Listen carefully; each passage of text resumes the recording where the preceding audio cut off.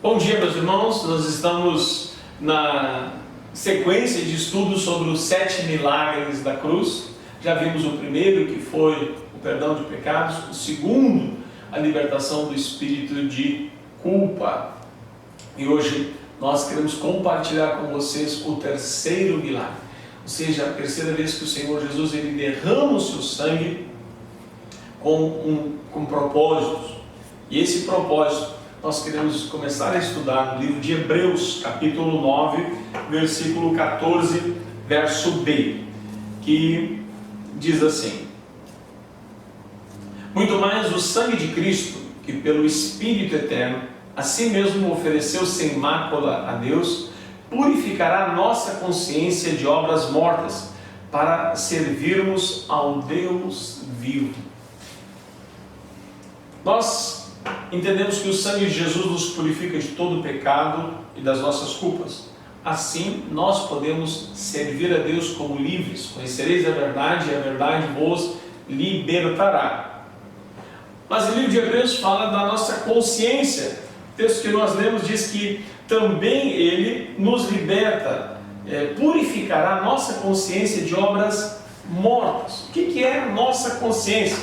No grego é suneidesis, conhecer alguma coisa com outra pessoa. Trata-se de uma percepção inata que nos adverte quando estamos nos direcionando para coisas erradas. Vamos comparar com um alarme. Nossa consciência, ela dispara um alarme dentro de nós quando estamos envolvidos com alguma coisa errada. Ou nossa consciência dispara quando estamos diante de uma situação que nós já vivemos ou já sofremos no passado e começamos a sentir as mesmas sensações de pânico, de medo, de euforia, de acordo com as imagens do passado. Cada ser humano tem consciência do pecado. Algumas pessoas perguntam: pastor, como serão julgados aqueles que nunca ouviram o Evangelho? Bem, todo ser humano ele tem a consciência do bem e do mal, que nós chamamos de moral interna. O ser humano ele sabe, sem ter nunca ouvido, lido um texto bíblico, que não é certo pegar alguma coisa de uma outra pessoa. Esse é um código que interno, chama-se a nossa consciência. O conhecimento do bem e do mal está no homem.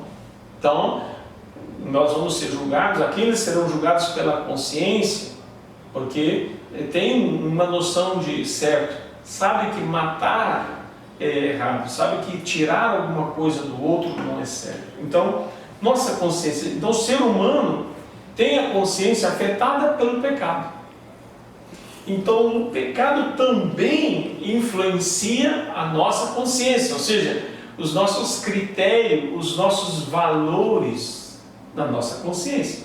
No livro de 1 Timóteo capítulo 4, o apóstolo Paulo nos adverte quanto ao perigo da consciência ser cauterizada.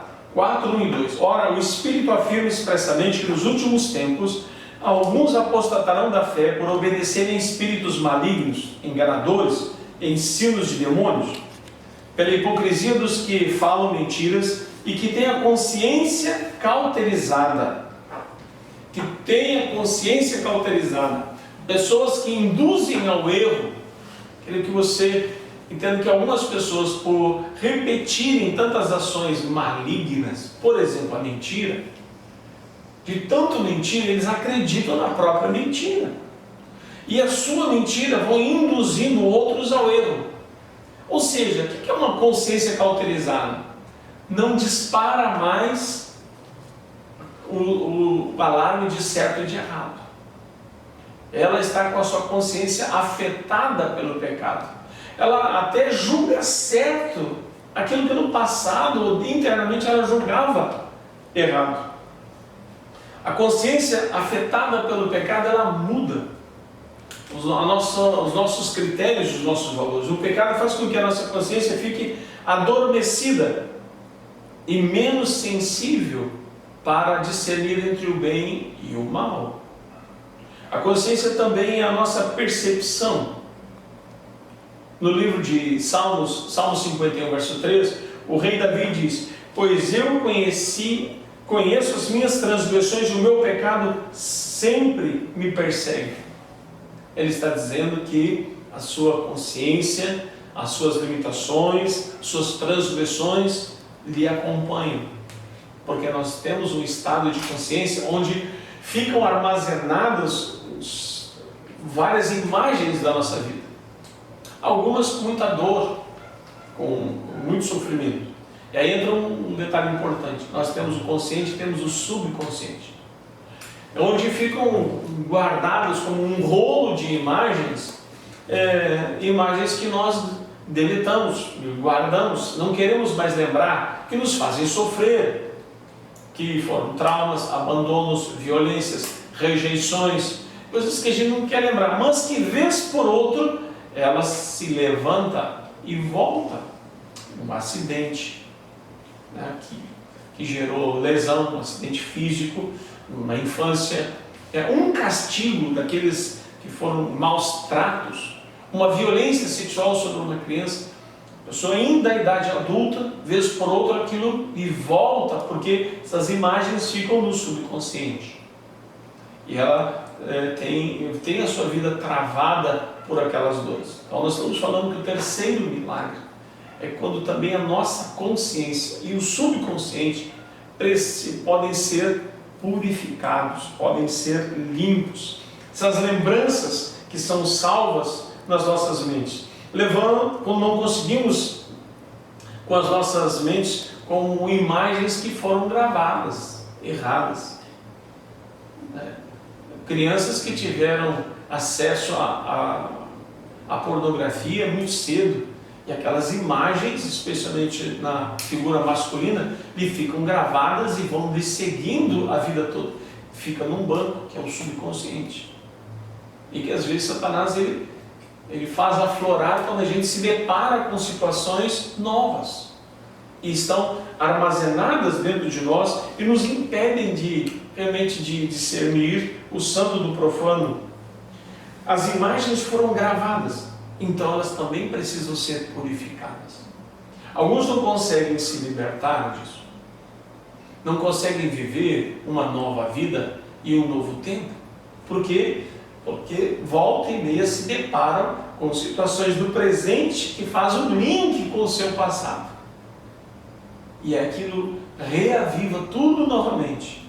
Uma separação, né? Pais que foram embora e deixaram seus filhos pequenos em casa. Então, aquela imagem ficou gravada lá. Está ali. Nós lemos que o terceiro milagre da cruz de Jesus é nos purificar a consciência e o subconsciente. Pastor, como é que eu faço isso? No livro de Jeremias 31:14 diz: eu perdoarei a maldade e não me lembrarei mais dos seus pecados. Você pode clamar a Deus: Senhor, limpa a minha consciência e meu subconsciente daquelas imagens malignas que eu vivi, sofri, que a vida me impôs como dor e como sofrimento. Nós tratamos isso como cura interior, quando a pessoa precisa de cura das imagens amargas, para poder ser livre, para começar uma vida sem dor, sem sangramento na sua alma, na sua vida. É possível que pessoas recebam o sangue precioso de Jesus sendo derramado sobre as figuras da sua consciência ou do subconsciente. Isso se faz com oração, isso se faz com confissão, isso se entrega na presença de Deus. E Deus disse que Ele vai perdoar a maldade, que Ele não vai mais se lembrar daquelas coisas. Você não vai ter mais a culpa, a acusação e nem mais um rolo de imagens guardadas. Ore e diga: Deus, purifica a minha consciência da maldade e o meu subconsciente de imagens ruins, traumáticas que ficaram armazenadas. Vamos orar a Deus. Pai, essa palavra, Deus, está chegando ao coração de muitos e que durante esse tempo estão vendo por que não conseguem se libertar na sua consciência de imagens que lhe fazem sofrer. Que cada confissão de trauma, de dor, seja curada e seja perdoada por ti e nunca mais se manifeste em nome de Jesus. Amém. Eu te espero amanhã, às 10 horas da manhã, para a gente estudar o quarto milagre da cruz. Deus te abençoe.